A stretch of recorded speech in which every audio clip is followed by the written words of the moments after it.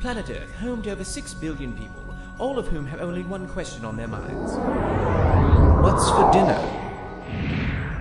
This is the big world of food. I'm your host, Chef John Veronese.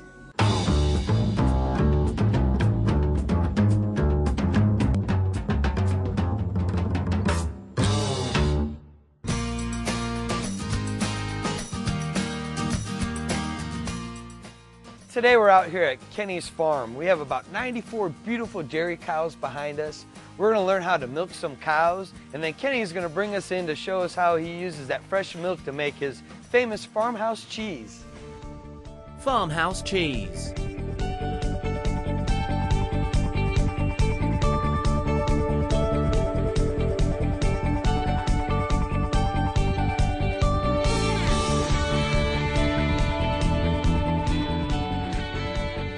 We're here this afternoon at Kenny's Cheese Farm. We're here in the dairy parlor, here with these cows. It's something really different. Definitely a scene I've never been in. It's so close to these really behemoth animals here. We're gonna milk cows today and make fresh cheese from the fresh dairy. And I'm here with my sous chef, Hollis Barnett. He helps keep it all together in the kitchen. And I know Hollis is from Adair County and from the country, and always talking about how it is growing up on the farm and milking cows, and I think he's gonna teach me how to do some things today. How's it going, Hollis? Good, good. So what do you think? Is this something familiar at all? Yeah, pretty familiar. Back from when I was younger. Hollis has always touted of how he did things on the farm and in country life, and I think he's teach me a couple things and give me a taste of how things are. All right, John, let me show you how it's done. Listen to you all day in the kitchen. Now it's my turn. Show me how to milk a cow here, huh? So what are you doing? First, you kind of grab a pie, hold on tight, and kind of ease it down. And as you do, the milk you fill up again, squeeze down, just like that. I always see on the cartoons, they're sitting there with both hands. Can you do a double-handed? Sure. If you get up here a little closer. Oh! Was this payback, son? Yeah, exactly. Over 80 cows passed through the milk parlor for a tad over 10 minutes each visit. These ladies were especially patient during John's milking tutorial. John was determined to become the best milk extracting expert the world had ever seen. After extensive training in the art of cow milking, John's skills honestly didn't improve that much, so we decided to call in the experts. Well, you just saw Hollis squirt me in the face, so I just sent him back to Veronese to get back to work. And I'm going to have Jared over here to show me how to really milk a cow. Jared here is the farm manager at Kenny's Cheese House. And Jared, why don't you tell me what kind of cows that we were milking here today? Okay, we got about 3 or 4 different kinds of breeds that we breed. I do all the breeding. I'm the bull, pretty much, you can say. Interesting job, huh? Yeah, dirty job, sure. Right here is a brown Swiss Holstein cross, and about 50% of our herd's pure Holstein. The rest of them's crossbreeds. We got Jersey cross, Guernsey, Norwegian red, Swedish red, brown Swiss, and. So what's the point of having all the different styles or breeds of cattle? The main reason we crossbreeds, it gives better hybrid vigor. You know, their immune system's higher and they last longer. And another main reason is since we make cheese, you know, we need a higher butter fat for a better yield. So what cow gives you the higher butter fats? Usually your Guernseys and your Jerseys give the highest butter fat. And which ones give you the highest yield of milk? The Holsteins. The Holsteins? Yeah. But the Holsteins, they eat a lot more, but they give a lot more milk. And you see with your crossbreeds, they eat a lot less, but they give a lot more butter fat, and you get paid better for higher butter fat. That's interesting. You got quantity and not so much, and then you got minimal and you got the quality that's coming out. Yeah. It's pretty interesting. The ones that eat less actually produce a better quality cream or milk. Right. Very interesting. And how often do we milk these cows? They get milked twice a day. There's 12-hour intervals, 3:30 in the morning and 3:30 in the afternoon. Some farms milk 3 times a day, but we don't have a big enough herd to really. And definitely not done the old school way like Hollis was showing before. Everything is more technologically advanced here. Right. It'd take about 2 or 3 days to milk everybody like that. Don't want to work that hard or long, huh? No, definitely not. Excellent. Well, why don't you show me how we go about it here at Kenny's? Okay, let me turn these milkers on real quick and I'll get everything ready. It seems the days of hand milking are far behind us as Jared's technological marvel was switched on. All right, Jerry, so what do we have here? All right, first out we start with a pre-wash dip. That's a mix of iodine and peroxide. So we're sanitizing the tip before you put the milker on. So you just splash it up a couple times. You got to make sure you don't get kicked here in the process. That's right. Yeah, break your arm like that. She don't like that too well. You do that to all these. You want to make sure you get the whole tit, because when the milker goes on, it goes all the way up to here. You know, so you want to make sure you get it all the way clean, all the way down. It's really important. It definitely looks like that one has a little more milk ready for you, huh? Yeah, this is one of our top producers right here. She get about 120 pounds. She's one of our top cows. I guess she gets a little extra love too then. Yeah, yeah, a little more feed, a little more everything. And you can see on some of these where the dirt is, that peroxide is starting to bubble up right there. And that really helps sanitize Making sure it's really clean. Right. And then we'll grab a couple paper towels here. And you're getting a little sassy over here. And as you dry them, when you pull down on them, it releases a hormone in them that helps them release their milk called oxytocin. From just pulling it down? It releases a hormone in their brain that lets them let their milk down, and they milk out quicker. And that's part of the reason our next step here, go back to the front. After they're clean, we'll strip them out like you guys were doing earlier a couple times to check. So I get a milk again, huh? Yeah, there you go. Check for any mastitis and squirting myself. 70%, about 70% of your somatic cell count, which is your white blood cells, which fights off bacteria, just like in humans, is at the bottom of the tit. So that's why we strip it out to, to lower the bacteria count in our milk. All right, what's our next process? Okay, next thing we're going to put the milkers on here. These are automatic milkers. All you do is push the milk button here. How's it know when to stop sucking? There's an eye in here, a computer eye. When the milk stops coming through, they pull off automatically. All right. So just go in like this. And you want to keep your fingers at the end so you can put the tit in there right. Sounds like a vacuum cleaner. Yeah, that's a vacuum up there. Okay. And sometimes if you don't put your hand at the end, your tit will go in there crooked like that, and it won't get milked out. So. Or be squirting them. Oh, there we go. You can see the milk going through. That's a lot of milk. And it goes through that line into a pump over there, then it pumps into the cheese vat. Now, how much does that pump a minute? I think that's like a 40, 50-gallon tank over there. It's got a float in it. It'll pump every time it gets full. All right. So I'm gonna put one up here. Leave the string on. Okay. Because when they get done milking, that's what pulls it off. So what's holding this up here then? Is it just? Well, you get your left hand like that. Okay. And push your milk button. Oh, that releases it. And you want to, the easiest way is to flip it over like that. Don't want to stick his tail on there. Yeah. That's right, John. It's important to treat these cows with the respect and reverence they deserve. As my dear mother used to tell me, happy cows make happy milk, and happy milk makes happy cheese.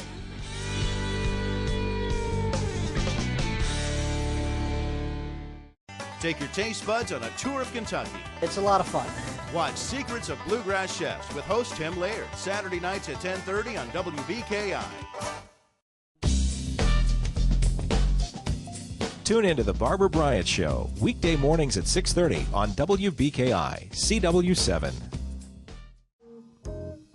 Veronese, eclectic, contemporary Mediterranean cuisine, extensive wine list, 4 seasons patio, exciting atmosphere, fresh Kentucky-proud local ingredients, vegetarian friendly, live jazz 7 nights a week. For more information, call 502-899-9904. Veronese, 2106 Historic Frankfort Avenue.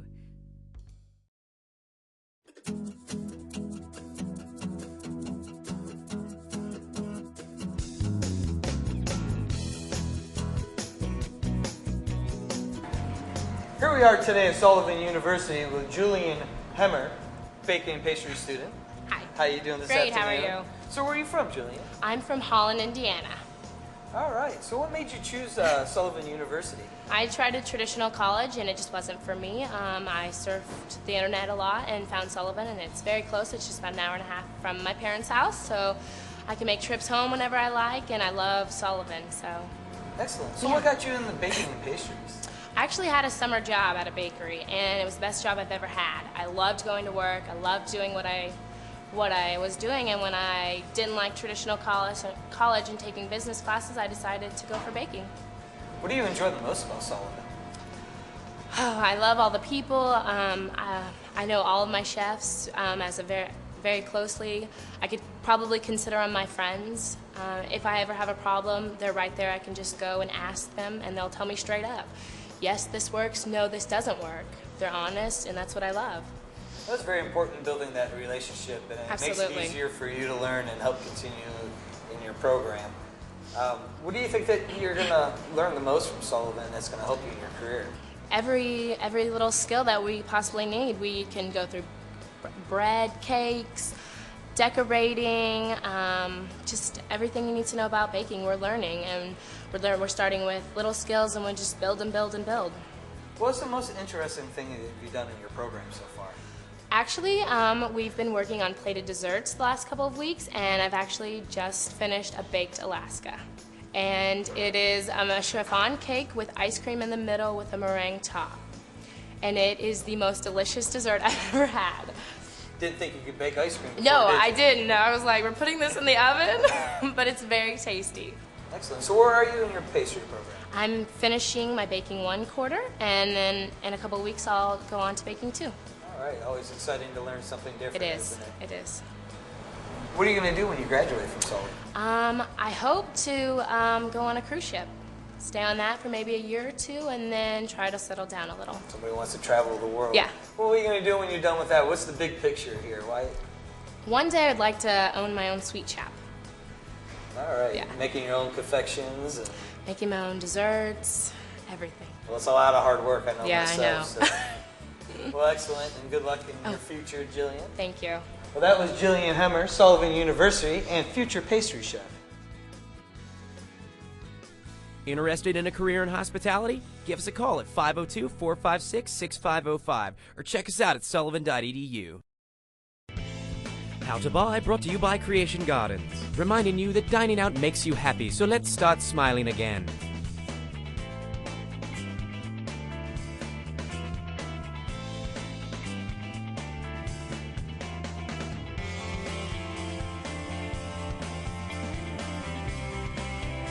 When buying root vegetables for your favorite recipe or just want a unique garnish, you want the finest ingredients.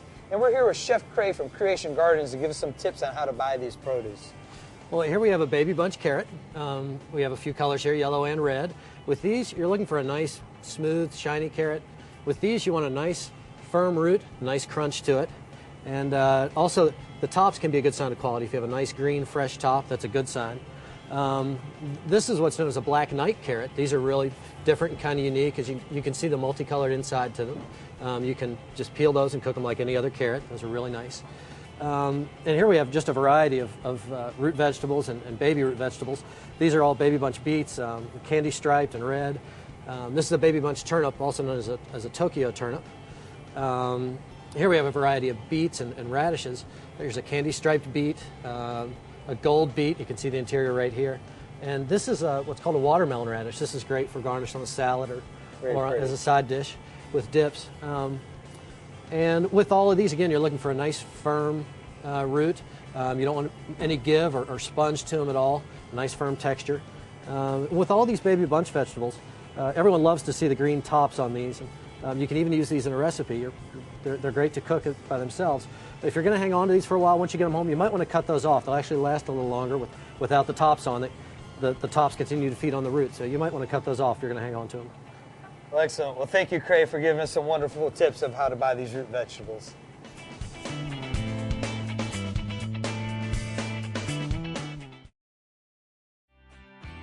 Farmhouse Cheese.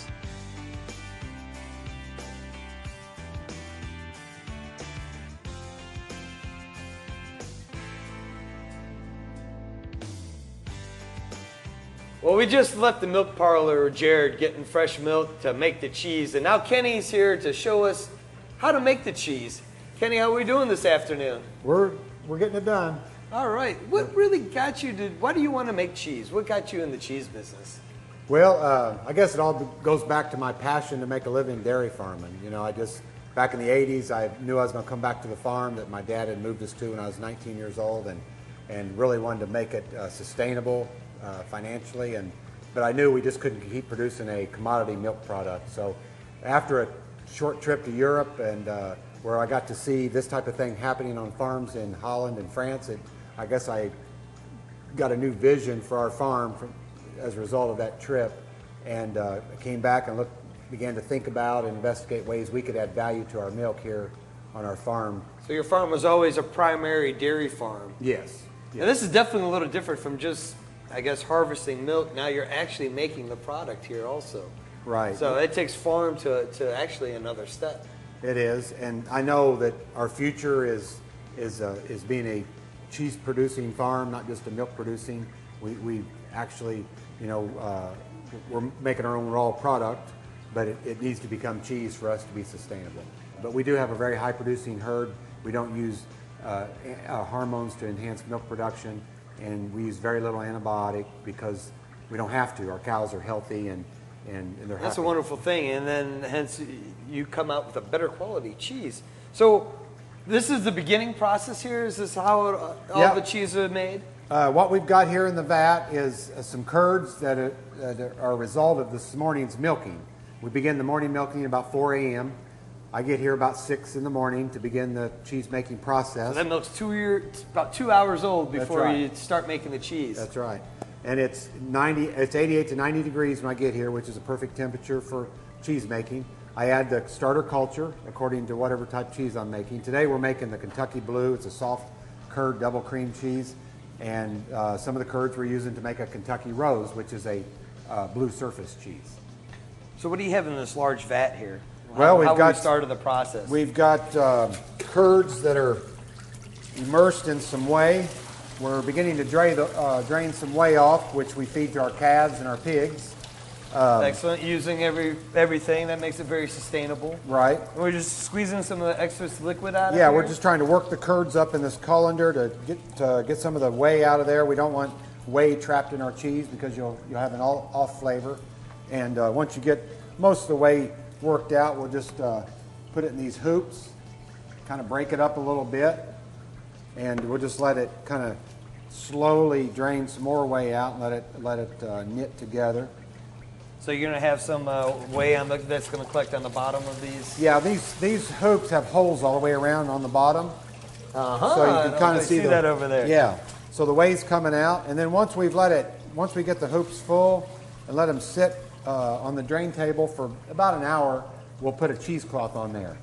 And what that cheesecloth does is make your rind tight when you press it. I guess to create those different cheeses, you have different types of finishing processes that you do to the cheese to make it different also? Right. We're making 3 different cheeses out of this same batch, basically. So today with the same chemical and the same temperature, you're going to get 3 different styles? Same bacteria. We add rennet, which is an enzyme. We use a vegetable-based rennet. Most cheese makers are using an animal derivative enzyme, which comes from calf stomachs, to coagulate their milk. We use a vegetable base. Why do you choose to use the vegetable base? Well, because we're always looking how we can fill niche markets with our cheese. You know, one thing is it's made on the farm where the cows are milked. That puts us in one niche category. It's a raw milk cheese. There's another niche we're filling. And the rennet, the vegetable rennet, is another way of targeting a particular market. So vegetarian, and that it doesn't actually have the animal product itself, right. Not just the dairy. So right. Does that make a better quality cheese that you feel? Well, some of the old cheese makers feel like the animal rennet's really what makes good cheese, but years ago that might have been true, but they perfected the vegetable-based rennet, and I think it's equally as good, because starting out we used the animal rennet when we first began making cheese, and when we... Technology is such a beautiful thing. Yeah. You know, this stuff is really amazing. Cheese is probably my favorite food, and there's so many different styles, and it continually looks like that people are constantly creating different flavors, different styles, and it's such a great food. Well, Kenny, why don't you show us the next process of making this cheese, talking about some of the coatings. Okay. All right, we're putting a finishing process on one of the cheeses here. What cheese are we finishing up here, Kenny? This is our Asiago. And we're putting a wax rind on here? Yeah, we're waxing it to prepare it for aging. This cheese will be aged about a year before it's sold. 10 months to a year, generally. So what's the purpose of the wax? Well, it's to prevent the cheese from drying out, to prevent it from molding, and to give it some color. So when it sits on a store shelf, it has a handmade look to it, you know, the waxing, I think. For a lot of restaurants are using our Asiago. It doesn't make any difference there. And I know, too, that if we vacuum sealed Asiago, we wouldn't have the same flavors and the quality of cheese we have by waxing it and aging it in this way. So it has benefits of aging and also a little color distinction. So in your aging room, you know what cheese you have where. That's right. Help of color coding here. So after we finish waxing it, we place it on the shelf here. And we have our date label on there so we know when it's made. And then we'll know when it's ready to sell. Definitely a little chilly in here. And wow, there's a lot of cheese in here. How many different varieties of cheese do you make here at Kenny's? Well, we've offered as many as 30 flavors at the highest level, you know. But we keep about 7,000 pounds aging in here. We're making about 6,000 pounds a month and selling about that much. So it rotates in here about every month. Some of the flavors I get are come from Holland. They're made for cheese making, and they're a little different than what you'd normally find here.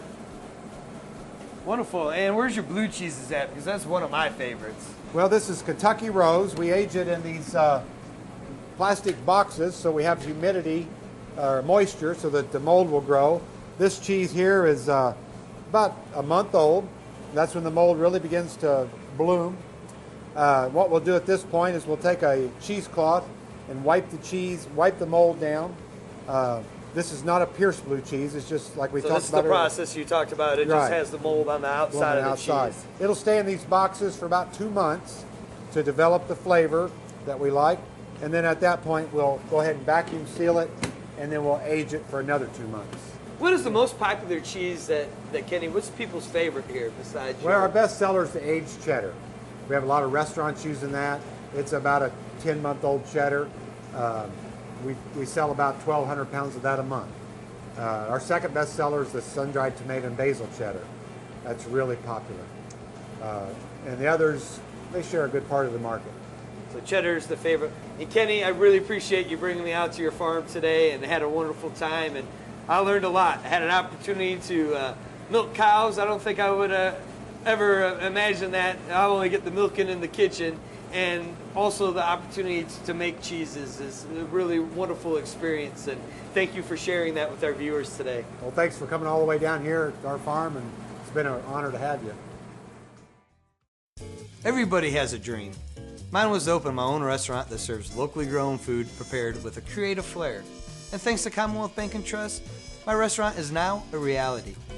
Commonwealth Bank provided me with all the banking options I needed. They make decisions locally, provide superior service, and best of all, they treat me like family. So whatever your banking needs may be, check out Commonwealth Bank, and rest assured, you'll be in the hands of people who treat you like family. With 30 years experience in the industry, I've seen the evolution of the point-of-sale system, from the early days of the handwritten checks to now the amazing Aloha system. Here at Veronese, we chose Aloha, first of all, for its exceptional service, but also its ease of use. We can split checks, even individual items. I can check sales reports, product mix reports. I can literally run the entire restaurant from this one computer. This is why Aloha is our system of choice.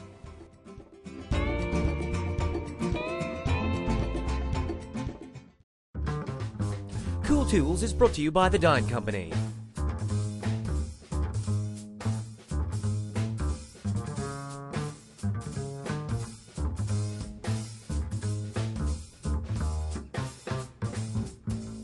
Welcome to Cool Tools. Today here at the Dining Company, we have some really cool tools. We have a Volrath induction range here that is really neat. We're going to take a little bit of salmon here and saute it in some oil. Add a little salt and pepper. The neat thing about this is it heats up really quick. We have boiling water here. And I could even take this, and the neat thing is I could put my hand on it right here, and it's not even hot. The way these things work is electromagnetic friction. I have a silicone pad here also from Brown Halco. High temp pad. I could take this and grab anything with it. It's good up to 500 degrees. Now cooking over our salmon here, we're just going to flip it over. We have a Carlisle high temp silicone brush here. This is great because it holds your marinades on the little beads here. We're going to brush our salmon. And then I'm going to take our Queasy Pro grater here. We're going to zest a little bit of fresh orange on top. And then when you're done, we have a Taylor thermometer. Just plug it in here, and we're going to look for 135 degrees and make sure our product is cooked very well. Now that's Cool Tools here at the Dining Company. For all of your culinary needs, come to the Dine Company at 3110 Preston Highway or check us out at dinecompany.com.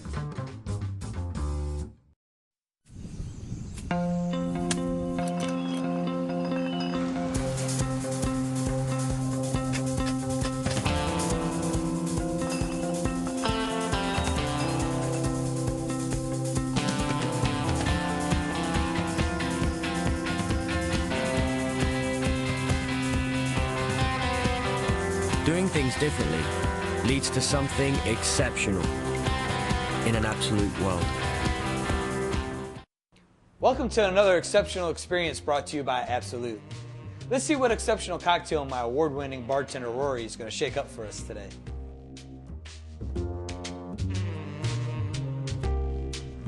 All right, so the cocktail we're doing today is the chocolate-covered strawberry and cream. What we're going to do is we're going to start with a handful of strawberries.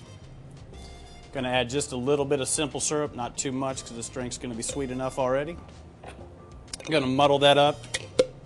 By muddling, I just mean use your mortar and pestle here, just kind of getting everything released. Going to move on to the Kahlua Mocha. It's a fairly new flavor for Kahlua. Going to get that nice coffee flavor and that nice deep chocolate. About an ounce on that. Going to move on to the Absolut Vanilla, about the same on that ounce. I'm going to finish that with a little bit of half and half cream, milk, whichever you decide to do. About an ounce on that. Finish that with ice. Give it a nice shake. Get everything mixed together. Going to strain that into our glass. It's really nice. You can see that strawberry coming through. Really nice looking cocktail. Going to finish this cocktail with a fanned strawberry. By fanning, you just take it, do your equal slices down through it, then skewer from the top, fan it out there. Now that is an exceptional cocktail.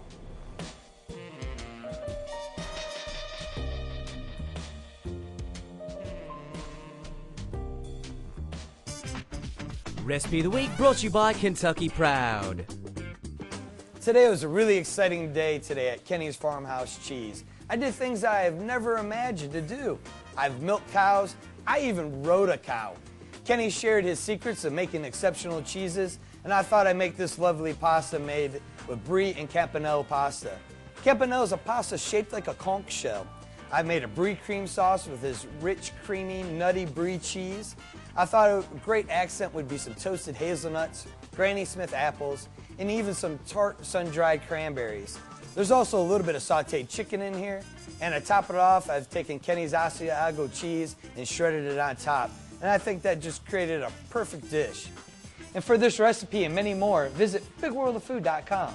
Thank you for joining us. Be sure to tune into the Big World of Food Sundays, CW Louisville at 5:30. Until then, I'm your host, Chef John Veronese. And in the meantime, visit me at my restaurant, Veronese, 2106 Frankfort Avenue.